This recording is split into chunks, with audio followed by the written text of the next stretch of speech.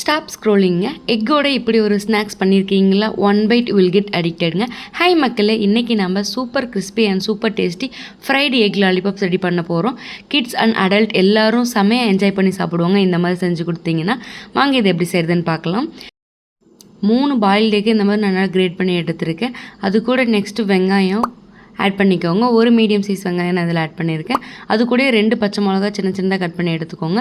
2 table spoon அளவுக்கு மைதா மாவு, 1 table spoon அளவுக்கு அரிசி மாவு ஆட் பண்ணிக்கோங்க.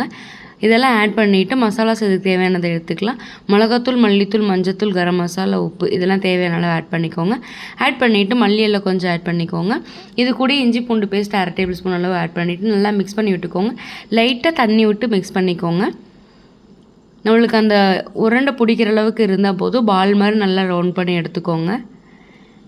இந்த மாதிரி நல்லா பால் ஷேப்புக்கு உருட்டி எடுத்துக்கோங்க. இப்போ இந்த உருட்டி வச்சுருந்ததை நம்ம மைதா மாவில் டிப் பண்ணி இப்போ இருக்க எக்கெல்லாம் இந்த பால் ஷேப்பில் ரெடி பண்ணதுக்கு அப்புறமேட்டு இதுக்கு ஒரு நம்ம டிப் ரெடி பண்ணணும். மைதா மாவு 1 ஸ்பூன் ஆட் பண்ணிவிட்டு அது லைட்டாக வாட்டர் ஆட் பண்ணிக்கோங்க. நல்லா மிக்ஸ் பண்ணிக்கோங்க.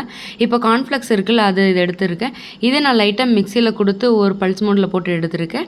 இப்போ நம்ம ரெடி பண்ணி வச்சுருந்த பால்ஸ், எக் பால்ஸ் இதில் போட்டு மைதாவில் போட்டு ஒரு டிப் பண்ணிவிட்டு அதை அப்படியே எடுத்து இந்த கார்ன்ஃப்ளெக்ஸில் மிக்ஸ் பண்ணிக்கலாம். நீங்கள் கார்ன்ஃப்ளெக்ஸ் இருந்தால் ஆட் பண்ணிக்கலாம், அப்படி இல்லைனா பிரெட் க்ரம்ஸ் கூட ஆட் பண்ணிக்கலாம். ரெண்டுமே சூப்பராக இருக்கும். இந்த மாதிரி நான் பண்ணுற மாதிரி பண்ணுங்கள்.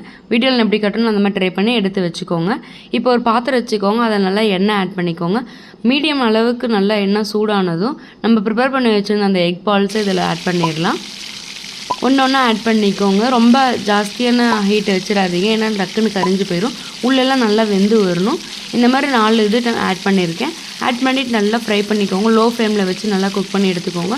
ஒரு 5 to 10 மினிட்ஸ் வரலும் நல்லா மிக்ஸ் பண்ணிக்கோங்க. ஹை ஃப்ளேமில் வச்சிங்கன்னா டக்குன்னு வெளியெல்லாம் கரிஞ்சிடும், ஆனால் உள்ளே வேகவே இருக்காது. நம்ம ஆட் பண்ண அந்த மைதாவோட வாசலாம் ஸ்மெல்லில் இருக்கும். அதனால் லோ ஃப்ளேமில் வச்சு குக் பண்ணி எடுத்துக்கோங்க. ஒரு 5 to 10 மினிட்ஸ் நல்லா குக் பண்ணதுக்கு அப்புறமேட்டு நம்மளுக்கு இந்த ரெசிபி ரெடி ஆயிரும். பார்த்தீங்களா, அவுட் சைட் நல்லா கிறிஸ்பியாக அண்ட் இன்சைட் வந்து ரொம்ப சாஃப்டாக இருக்கும். இதை கெச்சப்போடு நம்ம வச்சு சாப்பிடும்போது வேறு லெவல் டேஸ்ட்டாக இருக்கும்.